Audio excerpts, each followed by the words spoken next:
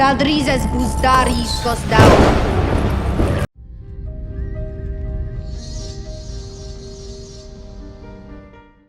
Hey!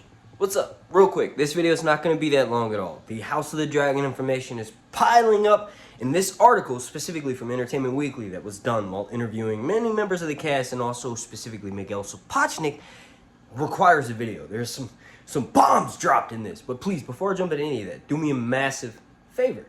Slap a like on this video, make sure you're subscribed if you enjoy my content and you want to help me promote my videos. And then also, consider checking out my Patreon over on patreon.com/yourhomesreviews. Basically, that's just a way to give like an extra thank you and to help combat YouTube from delisting my videos, whereas they don't get very many views. But thank you for watching.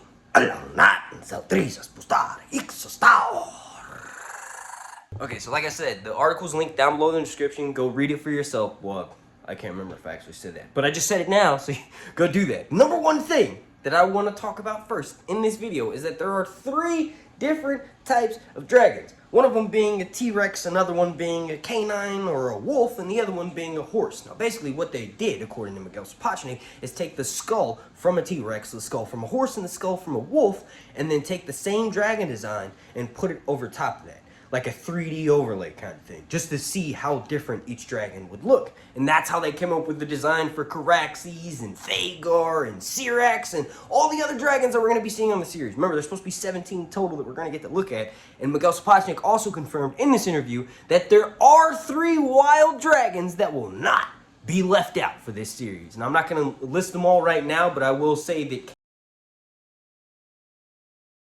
Hannibal and Sheepstealer are 2 of those dragons. Sheepstealer eventually gets tamed by someone named Nettles, who becomes a lover of Daemon. I told you, spoiler warning at the beginning of this video. But anyway, another thing that they mentioned, now that I guess I should include my thoughts on that.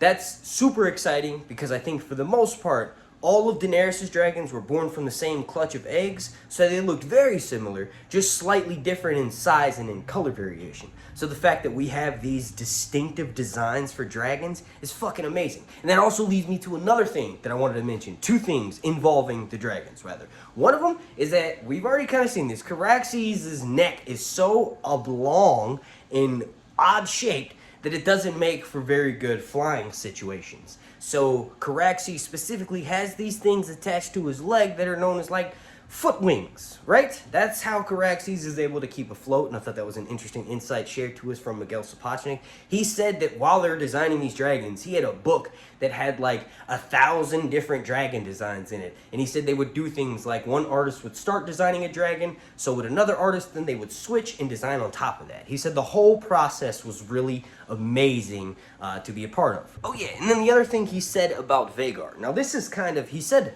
several things sort of hinting at the fact that dragons don't stop growing, so eventually their size kills them. They sort of get cancer, and specifically Vhagar is like a B-52 bomber. Like, the bitch is hard to get up in the fucking air, but once she is flying her fat ass off up in the skies, she's a goddamn tank and you can't take her out. It's amazing to get that kind of description for a dragon. It's awesome.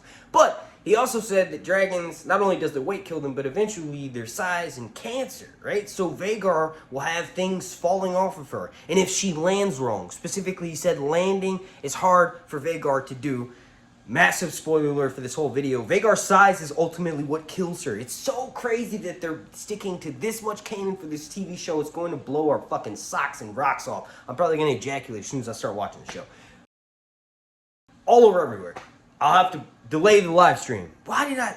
But yeah, so Vhagar will likely have, or Caraxes even, will have broken pieces on her. Vhagar more likely will be susceptible to disease. Maybe there'll be parts of her like we saw this image that I'm showing you right now from one of the concept videos of like this big fat belly and like a big hoary old throat, right? It's crazy looking. That's definitely Vhagar. And then another thing, this was mentioned by Millie Alcock in the interview, said that the dragon saddles are crazy, right? Actually, no, that's not true. Emma Darcy was the one that said it. They said that there's basically a whole leather industry that's being created for this show because each character who rides a dragon has their own specific type of saddle. In specific, Daemon has furs strapped over his saddle. It's supposed to imitate his rider, right? So Daemon's been all over the world. Daemon's conquered the Stepstones. Daemon's flown to Old Valyrian, to Pentos, right? With Laena. He's visited the world. So his saddle should show a worldly rider. Whereas Rhaenyra's saddle is more regal, right? She's the heir. She's the princess to Dragonstone.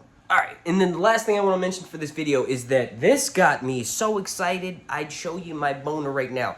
High Valyrian is going to be spoken by all of the dragon shepherds slash tamers. All of the people. We saw this initial one from way back in the filming season. This lady's got a dragon glass dagger. She's holding a staff. One of my Patreons here on YouTube and on Patreon, Reflective Rambling, mentioned that they're probably some sort of a dragon keeping order. Then naturally we evolved that idea into dragon shepherds, and they're going to be speaking High Valyrian. And not only that, there's a scene in which the shepherds are going to be teaching young Targaryen princelings about how to communicate, and princesses about how to communicate with their dragons, how to ride dragons, and that whole section of the article is called How to Train Your Dragons. So that's pretty fucking amazing.